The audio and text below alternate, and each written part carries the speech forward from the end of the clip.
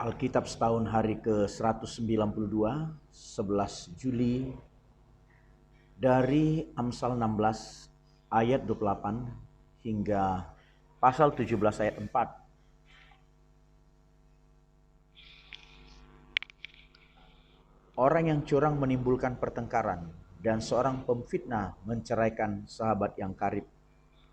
Orang yang menggunakan kekerasan menyesatkan sesamanya dan membawa dia di jalan yang tidak baik. Siapa memejamkan matanya merencanakan tipu muslihat. Siapa mengatupkan bibirnya sudah melakukan kejahatan. Rambut putih adalah mahkota yang indah yang didapat pada jalan kebenaran. Orang yang sabar melebihi seorang pahlawan. Orang yang menguasai dirinya melebihi orang yang merebut kota. Undi dibuang di pangkuan, tetapi setiap keputusannya berasal daripada Tuhan. Lebih baik sekerat roti yang kering disertai dengan ketentraman daripada makanan daging serumah disertai dengan perbantahan. Budak yang berakal budi akan berkuasa atas anak yang membuat malu, dan akan mendapat bagian warisan bersama-sama dengan saudara-saudara anak itu. Kui adalah untuk melebur perak dan perapian untuk melebur emas. Tetapi Tuhanlah yang menguji hati. Orang yang berbuat jahat memperhatikan bibir jahat.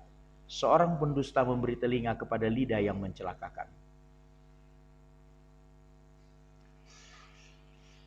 Kisah Para Rasul 28 ayat 17 hingga 31. 3 hari kemudian Paulus memanggil orang-orang terkemuka bangsa Yahudi, dan setelah mereka berkumpul Paulus berkata, "Saudara-saudara, meskipun aku tidak berbuat kesalahan terhadap bangsa kita atau terhadap adat istiadat nenek moyang kita, namun aku ditangkap di Yerusalem dan diserahkan kepada orang-orang Roma. Setelah aku diperiksa, mereka bermaksud melepaskan aku, karena tidak terdapat suatu kesalahan pun padaku yang setimpal dengan hukuman mati. Akan tetapi orang-orang Yahudi menentangnya, dan karena itu terpaksa aku naik banding kepada Kaisar, tetapi bukan dengan maksud untuk mengadukan bangsaku. Itulah sebabnya aku meminta supaya aku melihat kamu dan berbicara dengan kamu.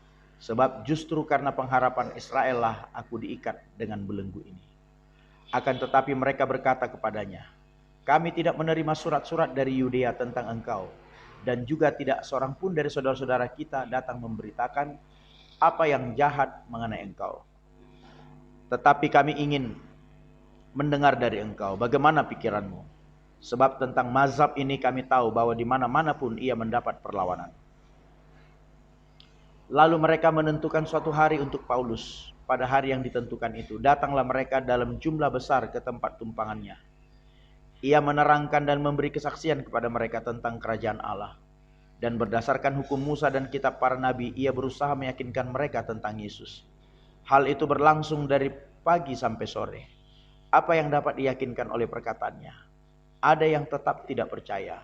Maka bubarlah pertemuan itu dengan tidak ada kesesuaian di antara mereka. Tetapi Paulus masih mengatakan perkataan yang satu ini. Tepatlah firman yang disampaikan Roh Kudus kepada nenek moyang kita dengan perantaran Nabi Yesaya. "Pergilah kepada bangsa ini dan katakanlah, kamu akan mendengar dan mendengar namun tidak mengerti. Kamu akan melihat dan melihat namun tidak menanggap. Sebab hati bangsa ini telah menebal dan telinganya berat mendengar, dan matanya melekat tertutup. Supaya jangan mereka melihat dengan matanya dan mendengar dengan telinganya, dan mengerti dengan hatinya, lalu berbalik sehingga aku menyembuhkan mereka. Sebab itu kamu harus tahu bahwa keselamatan yang daripada Allah ini disampaikan kepada bangsa-bangsa lain, dan mereka akan mendengarnya." Dan setelah Paulus berkata demikian, pergilah orang-orang Yahudi itu dengan banyak perbedaan paham antara mereka. Dan Paulus tinggal 2 tahun penuh di rumah yang disewanya sendiri itu. Ia menerima semua orang yang datang kepadanya dengan terus terang dan tanpa rintangan apa-apa. Ia memberitakan kerajaan Allah dan mengajar tentang Tuhan Yesus Kristus. 2 Raja-Raja 21 hingga 22 ayat 20. Manase berumur 12 tahun pada waktu ia menjadi raja, dan 55 tahun lamanya ia memerintah di Yerusalem. Nama ibunya ialah Hepzibah.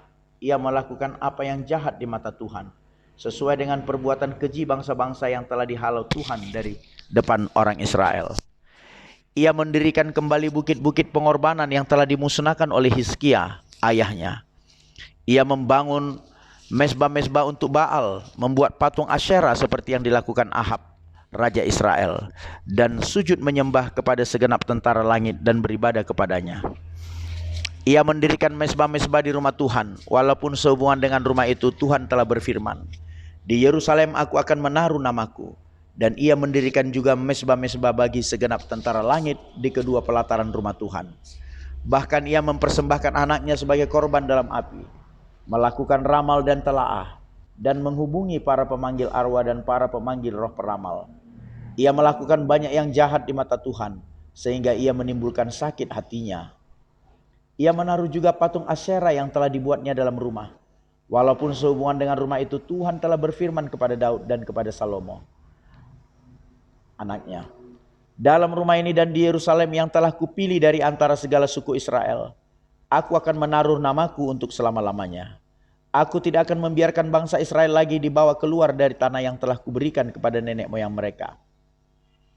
Asal saja mereka tetap berbuat tepat seperti yang telah kuperintahkan kepada mereka, dan tepat menurut hukum yang telah diperintahkan kepada mereka oleh hambaku Musa."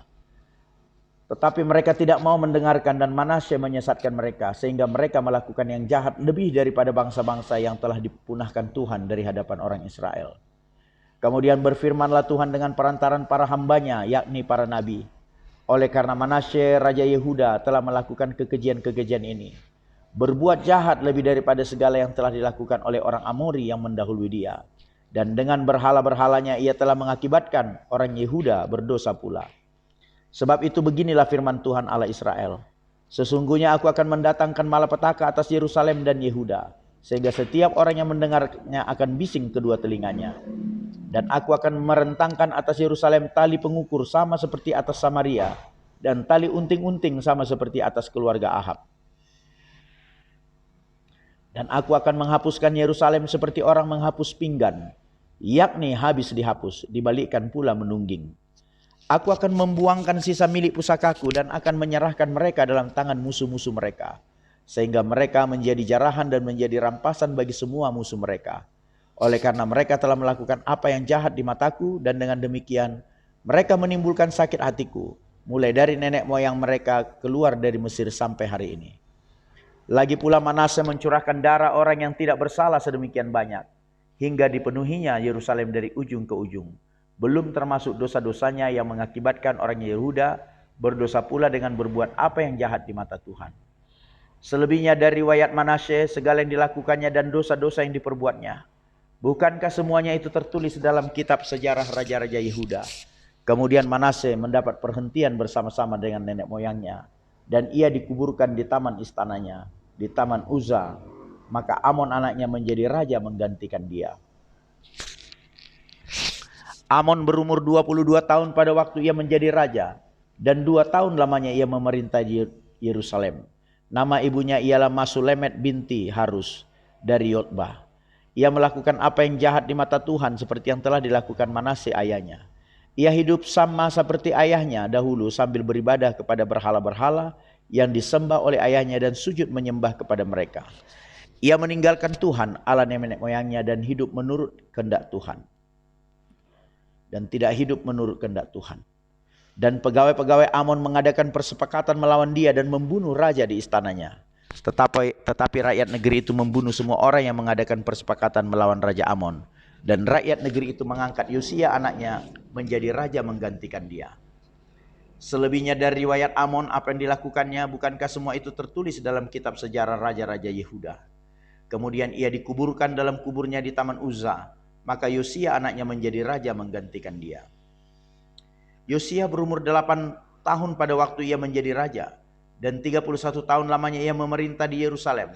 Nama ibunya ialah Yedida binti Adaya dari Boskat. Ia melakukan apa yang benar di mata Tuhan dan hidup sama seperti Daud bapa leluhurnya, dan tidak menyimpang ke kanan atau ke kiri. Dalam tahun yang ke-18 zaman Raja Yosia, maka raja menyuruh Safan bin Azalia bin Mesulam panitera itu ke rumah Tuhan. Katanya, "Pergilah kepada imam besar Hizkia, suruhlah ia menyerahkan seluruh uang yang telah dibawa ke dalam rumah Tuhan, yang telah dikumpulkan dari pihak rakyat oleh penjaga-penjaga pintu. Baiklah itu diberikan mereka ke tangan para pekerja yang diangkat untuk mengawasi rumah Tuhan. supaya diberikan kepada tukang-tukang yang ada di rumah Tuhan untuk memperbaiki kerusakan rumah itu, yaitu kepada tukang-tukang kayu, tukang-tukang bangunan, dan tukang-tukang tembok, juga bagi pembelian kayu dan batu pahat untuk memperbaiki rumah itu. Tetapi tidak usahlah mengadakan perhitungan dengan mereka mengenai uang yang diberikan ke tangan mereka, sebab mereka bekerja dengan jujur. Berkatalah imam besar Hilkia kepada Safan, panitera itu, telah kutemukan kitab Taurat itu di rumah Tuhan. Lalu Hilkia memberikan kitab itu kepada Safan, dan Safan terus membacanya. Kemudian Safan, panitera itu, masuk menghadap raja. Disampaikannya lah kabar tentang itu kepada raja.